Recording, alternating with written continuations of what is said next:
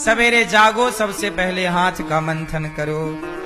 कराग्रे वसते लक्ष्मी, ये मंत्र पढ़ो। कराग्रे वसते लक्ष्मी, कर मध्य सरस्वती, कर मूले तु गोविंद, प्रभाते कर दर्शनम। कर के अग्रभाग में कराग्रे वसते लक्ष्मी, यहाँ लक्ष्मी का वास होता है, इसलिए तो ऐसे ऐसे किया जाता है तो रुपया का इशारा होता है। यहाँ लक्ष्मी का वास होता है उंगलियों में। ये किसका इशारा है? पैसे का। यह लक्ष्मी का वास। कराग्रे वसते लक्ष्मी, अग्रभाग उंगलियों में लक्ष्मी का वास होता है।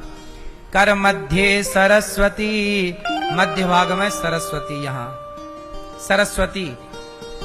और मूल पूरे में भगवान कृष्ण का वास होता है, हाथों में। आप एक भी दिन यदि सवेरे जल्दी जागेंगे तो सच बताओ, जब आप सवेरे जल्दी जागते हैं और उगते हुए सूर्य को देखते हैं तो वो सवेरा सवेरा सुबह अच्छा लगता है ना, और आप सोचते हैं कि यार अब मैं रोज सवेरे उठूंगा, लेकिन अगली बार फिर आप लेट सोते हैं। इसका मतलब आपका मन भी चाहता है कि आप सूर्योदय देखें, लेकिन आप इतने आलसी हैं कि आपका आलस्य आप पर भारी पड़ जाता है और आप सूर्योदय नहीं देख पाते रोज का। कभी कभी आप देखे होंगे, पर सुबह बहुत खूबसूरत होती है। आजकल के लोग सुबह तक नहीं देखते दादाजी। क्या नहीं देखते? बोलो। सुबह नहीं देखते आज के लड़के। आज के लड़के लड़कियां सुबह नहीं देखते, दोपहर देखते हैं, शाम देखते हैं, और रात तो पूरी रात देखते हैं। तब देखते हैं जब कुछ नहीं दिखता, उल्लुओं के टाइप के। आज का आदमी कैसा उल्लू है? उल्लू भी रात को देखता है, ये भी रात को ही देख रहे हैं। निशाचर, निशा मतलब रात्रि, चर मतलब चरना। आजकल रात भर आदमी चरता है, खाता है, 12 बजे रात के खा रहा है। आप लोग रात को खाते हो? कितनी रात को खाते हो? शादियों में जा जा के 12-12 बजे तक तुम तंदूरी रोटी के पीछे लगे रहते हो। चर रहे हैं पूरी पूरी रात, और घूम घूम के चर रहे हैं। जैसे नहीं वो भैंस चरती है, भैंसा चरता है, घूम घूम के चरता है। बोलो हाँ। आदमी अब कहां रहे? जानवर टाइप के नहीं हो गए, चर रहे, घूम। जबकि भोजन एक जगह पर बैठ के करना चाहिए। आदमियों वाले लक्षण अब कहां रहे? अब तो आदमियों के अंदर जानवरों वाले लक्षण, जानवरों वाले लक्षण। बताओ, तुम्हारे दादा परदादा, बाप दादे, दादा नाना दादा, ये बैठ के खाते थे कि चर के खाते थे, चल चल के? बोलो। तो बैठ के खाना सही है कि चल चल के खाना? चल चल के तो बैल खाते हैं, चल चल के कौन खाता है? अरे एक आसन पर बैठो। भोजन तो लक्ष्मी, भोजन तो अन्नपूर्णा है। भोजन का भोग लगे भगवान जी को, फिर जल का आचमन हो, जल से भोग लग के भगवान का धन्यवाद प्रभु। बैठ के सुव्यवस्थित, जूता पहने हैं, खड़े हैं, यहां वहां पगुरा रहे हैं, खा रहे हैं। ये कोई खाना है साहब? इतना विश्व गुरु रहने वाला भारत, कभी किसी ने नहीं सोचा था कि भारत खाने पीने का भी विज्ञान भूल जाएगा। किसी ने नहीं सोचा था कि इस देश में खाने पीने तक का ज्ञान नष्ट हो जाएगा।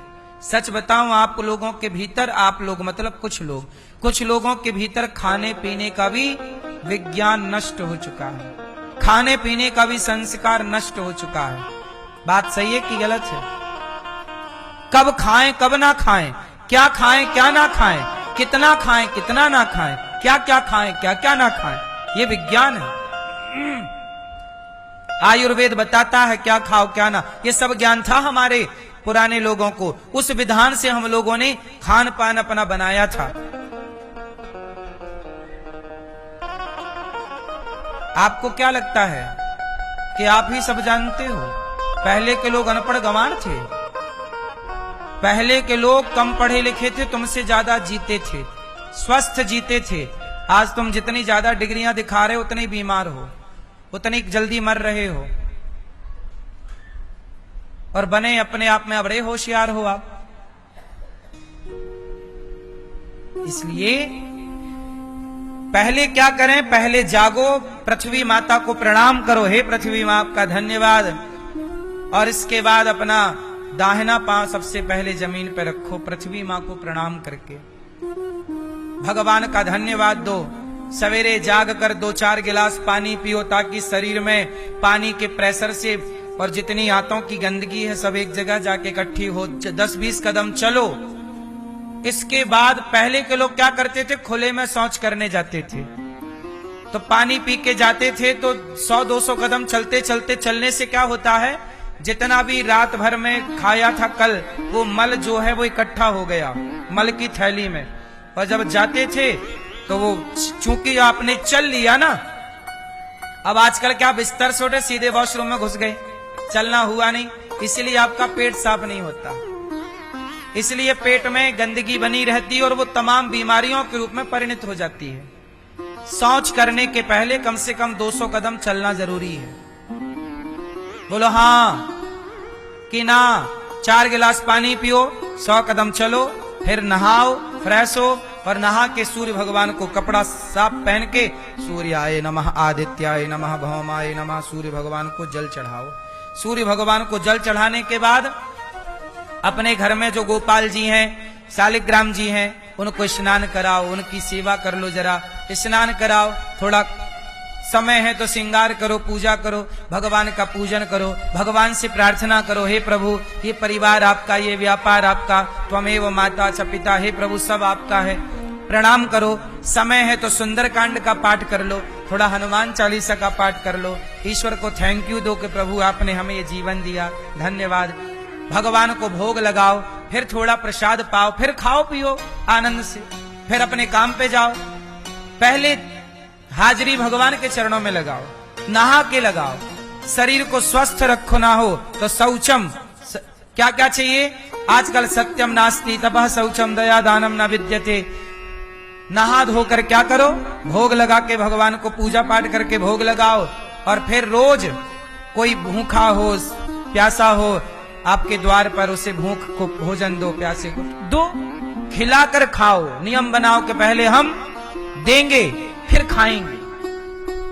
अब आप लोग क्या करते हैं, सवेरे बिस्तर आंख खुली नहीं कि चाय बिस्किट, वाह ये वही धर्म है।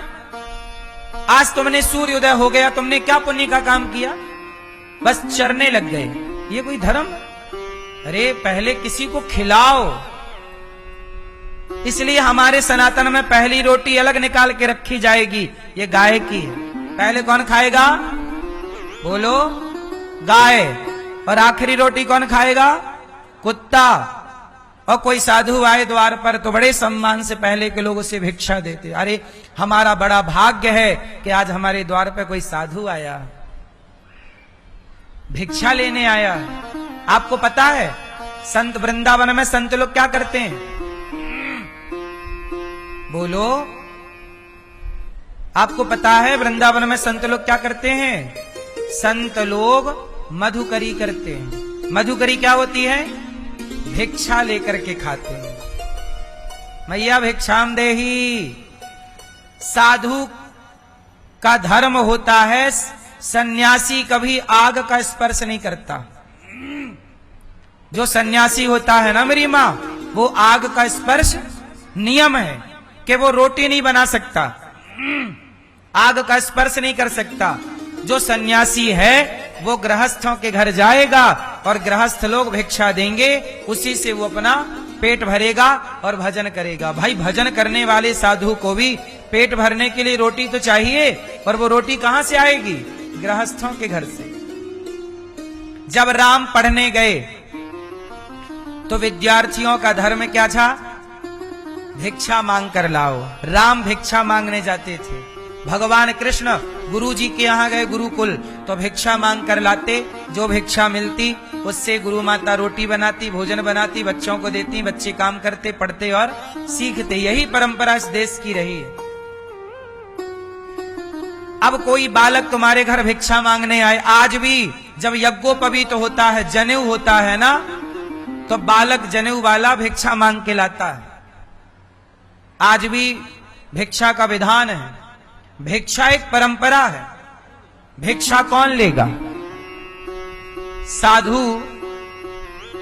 अब हमारे वृंदावन में जितने भी संत हैं, ये संत क्या करते हैं? आज भी बड़े बड़े संत भिक्षा लेके खाते हैं, और वो लोग अपना सौभाग्य मानते हैं कि ये साधु जिनके घर से भीख लाते हैं, वो बहुत सम्मान के साथ कि आज हमारे द्वार साधु आएंगे और हम भिक्षा देंगे, और आज हमारी रोटी खाकर वो साधु भजन करेंगे। पहले के लोग अपने को गौरवान्वित महसूस करते थे कि यार हमारे रोटियां कोई साधु के पेट में जा रही है, वो भजन करेगा। और आजकल तुम्हारे द्वार पर कोई साधु आए, तुम डंडा लेके दौड़ते हो, बाबा कमा के खा नहीं सकता। हद होती है भाई।